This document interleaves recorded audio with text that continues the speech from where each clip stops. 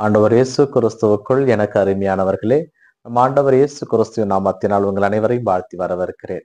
கடவுளிடம் கொள்ளுகின்ற அச்சமே ஞானத்தினுடைய துவக்கம். நாம் கடவுளிடம் அஞ்சு வாழ்கின்ற பொழுது, அவருடைய நியமங்களையும் கட்டளைகளையும் கடைபிடிக்கின்ற பொழுது, அவர் நமக்கு ஆசீர்வாதம் அளிக்கின்ற கடவுளாக இருப்பார். புது காலம் 7வது வாரத்தில் வருகின்ற திங்கட்கிழமையில் இருக்கின்றோம். இன்றைய வார்த்தை பகிரும் நிகழ்விலே முதல் வாசகமாக சீராக்கின் ஞானத்திலிருந்து நமக்கு செய்தி கொடுக்கப்பட்டிருக்கின்றது. கடவுளே ஞானத்தின் ஊற்று, அவரே ஞானி. அந்த ஞானியுடைய ஆசிரியை பெற வேண்டுமானால் அவருடைய கட்டளைகளை நாம் கடைபிடிக்க வேண்டும். ஏனென்றால் உலகத்தினுடைய எல்லை இதுவரை யாரும் அளந்தது கிடையாது. வானத்தினுடைய எல்லையும் யாரும் அளந்தது கிடையாது. கடலுடைய ஆழத்தை யாரும் கண்டறிந்தது கிடையாது. ஞானம் உள்ளவர்களே அதை செய்ய முடியும்.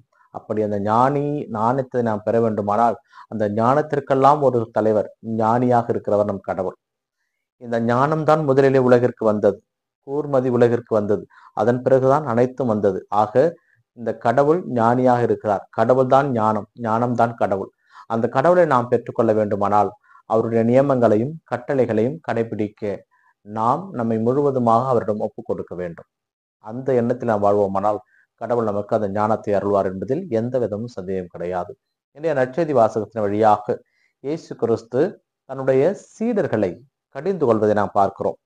இன்னும் எத்தனை காலம்தான் நான் உங்களோடு இருக்க முடியும், இன்னும் எத்தனை முறைதான் நான் உங்களை பொறுத்து கொள்ள முடியும் என்று தன்னுடைய சீடர்களை கடிந்து கொள்கிறார். எதற்கு இயேசு கடிந்து கொள்கிறார் என்றால், அந்த தோற்றமாற்ற விழாவிற்கு பிறகு, தோற்றமாற்ற நிகழ்விற்கு பிறகு இயேசு மலையிலிருந்து கீழே வருகிறார்.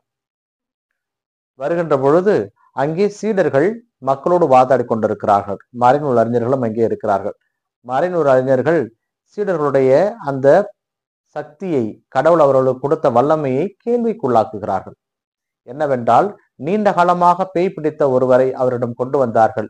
ஆனால் அவர்கள் இறைவண்டில் செய்த போது அந்த சிறுவன் மயங்கி கீழே விழுந்து வாயிலே நுரை தள்ளி அந்த பேய் அவர்கள் ஓட்ட முடியாமல் தவித்தார்கள். அதனால் அங்கே சீடர்களுடைய அந்த அதிகாரம் கேள்விக்குறியாகி போயிருக்கிறது.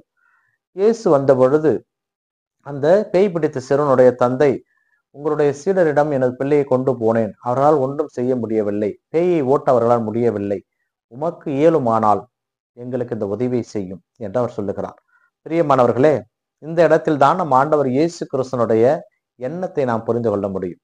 இயலுமானால் என்று சொன்ன உடனே இயேசு இயலுமானாலா, நம்பினால் நடக்கும் என்கிறார். பிரியமானவர்களே, நாம் ஆண்டவரிடம் கேட்கின்ற பொழுது நம்பிக்கையோடு கேட்க வேண்டும்.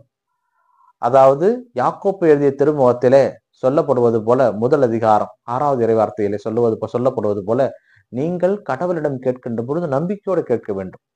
ஒருவேளை நீங்கள் நம்பிக்கையற்றவர்களாக சந்தேகத்தோடு நீங்கள் கடவுளிடம் கேட்பீர்கள், ஆனால் சாத்தான் உங்களை நைய புடைத்து விடுவான். எப்படி கடலிலே அலைகள் காற்றினால் பொங்கி எழுந்து அலக்கழிக்கப்படுகிறதோ அதுபோல சாத்தான் உங்களை அலக்கழித்து விடுவான். அதனால் கடவுளிடம் கேட்கின்ற பொழுது நம்பிக்கையோடு கேளுங்கள் என்று யாக்கோப்பு அழகாக சொல்லுவார்.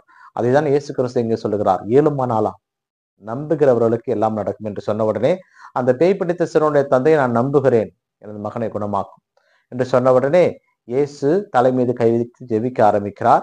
மீண்டுமாக அந்த பேய் அவனை கீழே தள்ளுகிறது, வாயிலே நுரை வருகிறது, அவன் மயங்கி கீழே விழுந்து விடுகிறான். அப்போது இயேசு விசாரிக்கிறார், எத்தனை காலம் இவருக்கு இருக்கிறது என்று. குழந்தையிலிருந்து இருக்கிறது என்று சொன்ன பொழுது, செவிட்டு குருட்டு பேயே, இவனை விட்டு நீ வெளியே போகின்ற உடனே அந்த பேய் அவரை விட்டு வெளியே போய்விட்டது. பிரியமானவர்களே, கடவுளிடம் நம்ம கேட்கின்ற பொழுது நம்பிக்கையோடு நாம் எதை கேட்டாலும் அவர் கொடுப்பார். அதில் மாற்று கருத்தே கிடையாது. ஆனால் நாம் கேட்பது நமக்கு நல்லதாக இருந்தால், நாம் கேட்பது நமக்கு தேவையாக இருந்தால், நாம் கேட்பது நமக்கு நலம் பயக்கும் என்றால் கடவுள் நமக்கு அதை கொடுப்பார். சில வேளைகளிலே கடவுள் காலம் தாழ்த்துவார். அப்பொழுது கடவுளுக்கு நமக்கு கொடுக்க விருப்பம் என்பது இல்லை என்று கிடையாது. அதனால் அப்பொழுது நமக்கு பயன் இல்லை என்பதுதான் நாம் மனதில் வைத்துக் கொள்ள வேண்டும்.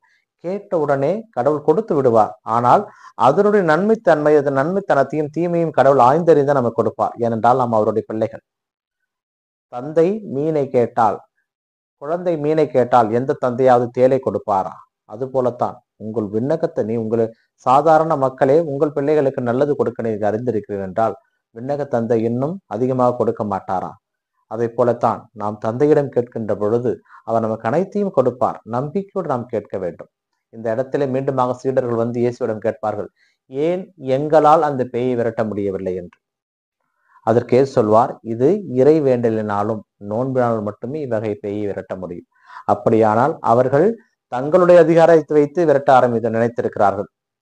கடவுளுடைய அந்த நாமத்தினால் விரட்டவில்லை. அதனால் நாம் எதை செய்தாலும் ஆண்டவருடைய நாமத்திலே செய்வோம். அந்த நாமத்திற்குரிய மகிமைக்காகவே செய்வோம். அப்படி செய்கின்ற பொழுது அந்த பரிசுத்த நாமம், அந்த வல்லமையுள்ள நாமம், இயேசு கிறிஸ்து என்ற நாமம் உங்களை எல்லா விதமான பிரச்சனைகளிலிருந்தும், நோயிடமிருந்தும், கடன் தொல்லைகளிலிருந்தும், கஷ்டங்களிலிருந்தும் அந்த நாமம் உங்களை விடுவிக்கும். நம்பிக்கையோடு அந்த நாமத்தை அறிக்கையிடுங்கள். ஆண்டவர் உங்களுக்கு ஆசீர்வாதத்தை கொடுக்க காத்து கொண்டிருக்கிறார். இந்த நாள் உங்களுக்கு இனிய நாளாக அமையட்டும். இறைவன் இயேசு என்றென்று வாழ்த்து பெறுவாராக. ஆமேன்.